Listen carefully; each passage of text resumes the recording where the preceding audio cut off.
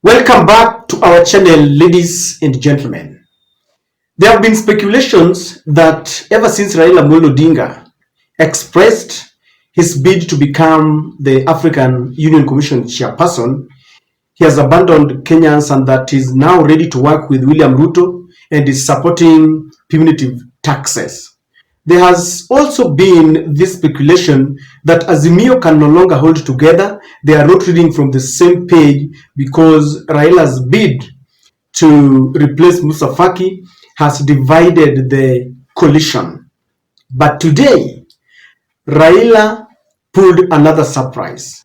The Azimio coalition came together in unity and they spoke about taxes, about the National Dialogue Report, where they issued a warning to a part of the Kenya Kwanza team that is hell-bent in trying to neutralize the National Dialogue team and to make sure that it doesn't work. And they also spoke about the punitive taxes. This kind of unity has really shocked the Kenya Kwanza bloggers who have been spreading this fallacy that Azimio cannot hold together.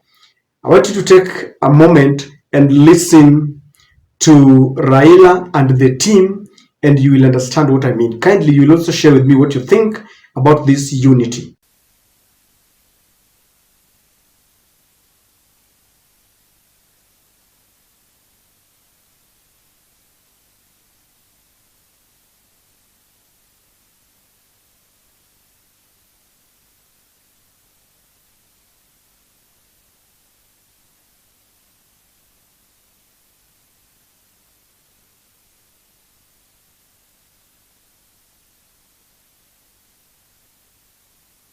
Yeah, okay. Yeah, a very good afternoon. Gentlemen, this is serious. There's no lady amongst you. So I can't even say ladies and gentlemen. Even among us. Hey. Yeah. The gardeners will save you because I see some two ladies.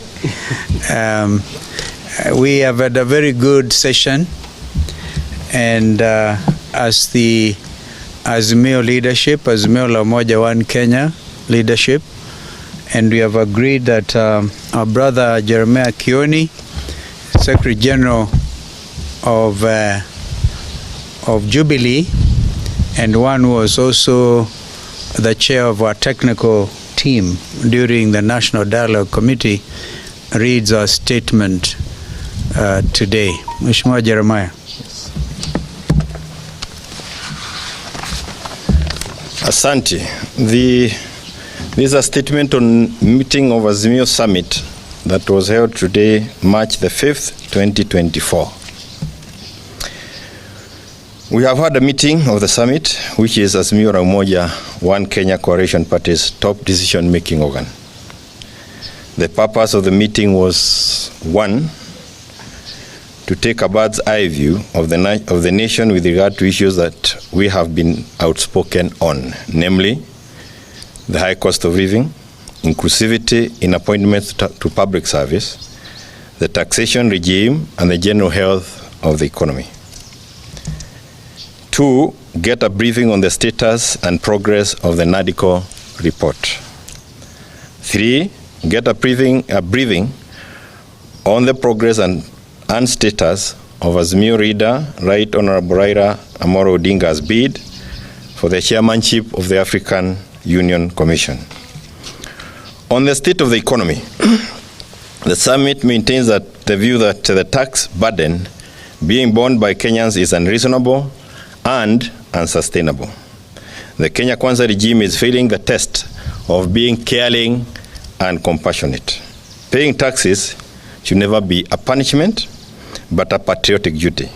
Under the KK regime, taxation is a punishment that is hurting the entire economy. We remain opposed to the 16% tax on petroleum products. We remain opposed to the housing tax and its colonial undertones that make it look like the infamous hut tax of the colonial era. We are deeply opposed to the high pay rates that Kenyan workers are being forced to endure. We remain opposed to the subjection of the retiree pensions to taxation.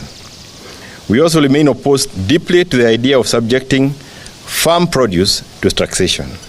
It is our position that forcing farmers to part with 5 shillings for every 100 shillings they make from their farm produce is unreasonable and cruel.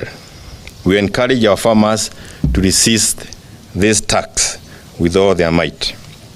On NADCO, we have been adequately briefed on the progress, including a number of bills, and to be exact, 9 of them, that have been lined up for the implementation of the report.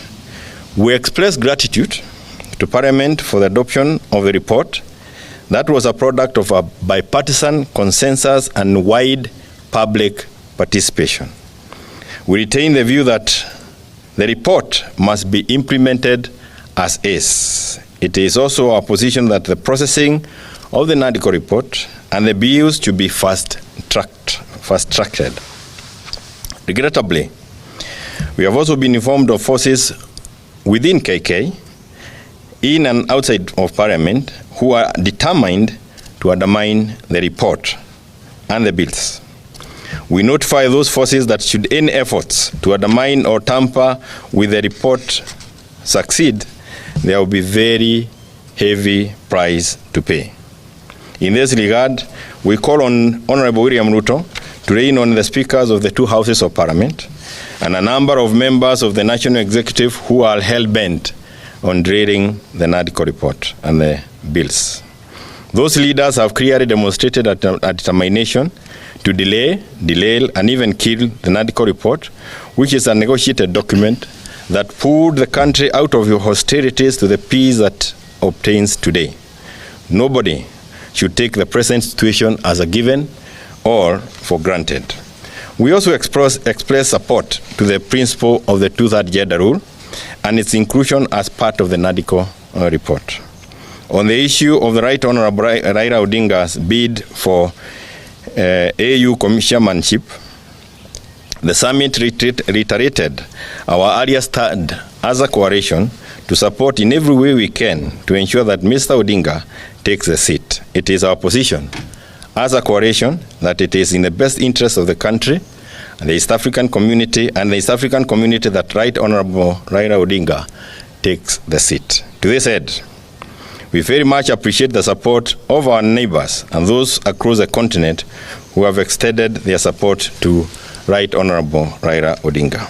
We are also encouraged by the personal efforts made by our party leader to win the seat without relying entirely on the endorsement by the state. And we are committed to reach out to friends and fellow leaders out there in support of our leader's bid. The meeting also strongly welcomed the efforts of our country, Kenya, to back Honorable Odinga. We agree this is not a partisan political issue, but a matter of national pride and image. We are united on this. As a coalition, we are committed to stay united and stay the course of holding the KK regime to account and to fight for the rights and dignity of the people of Kenya. In that regard, as we support Honorable Raila Odinga for the AU position, we will also support the right of Kenyans to an affordable living, lower taxes, and a functional economy that guarantees decent livelihoods. End of statement, and I thank you. Okay. Thank you. Just perhaps mention that our sister, Honorable Mother Karua, traveled to Dar es Salaam last night. Should have otherwise been here with us. We have our apology. Thank you. Well done. Kuna swali?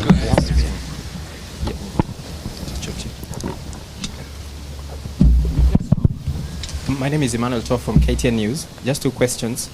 The IBC boundary reviews is expected to happen this month, according to the Constitution, but we have a crisis, some sort of.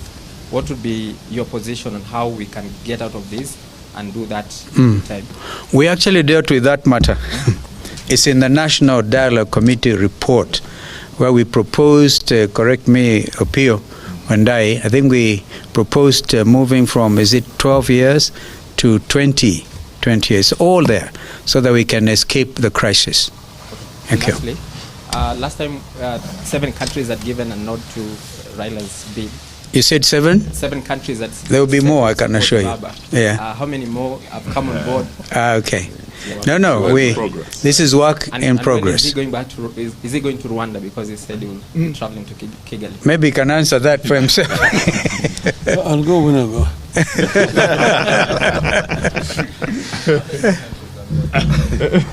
I'll be going to not just Rwanda. I'll be going to many other African countries, and just watch this piece. I need to talk to many leaders across the continent, because you know that a candidate to be successful must get two-thirds physically, first round or second round. If you don't get 2/3, then you're not elected. So I have to dialogue with virtually all leadership of the continent. Yeah. Thank you very much. Well done.